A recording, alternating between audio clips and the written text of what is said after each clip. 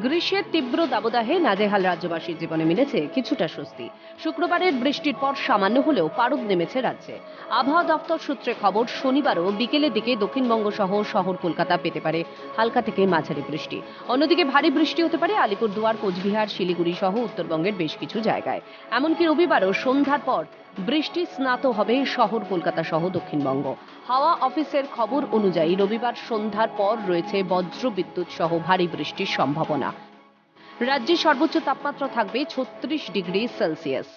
Rainfall আর ভারী থেকে অতি ভারী বৃষ্টি কুচবিহার, আলিপুরদুয়ার, জলপাইগুড়িতে, আর ভারী বৃষ্টি দার্জিলিং, কালিম্পংয়ে এক্সপেক্টেড। কারণ হিসাবে যেটা বলছি যে আগামী 48 ঘন্টা যেহেতু বলছি আমরা, মনসুন নর্থ বেঙ্গলে কিন্তু চলে আসার প্রববিলিটি রয়েছে। কলকাতাতে মেঘলা আকাশ আজ আর কাল, বৃষ্টির চান্স রয়েছে, থান্ডারস্টর্ম অ্যাক্টিভিটি। আজকে প্রববিলিটি অনেকটা কম, 10 to 20%।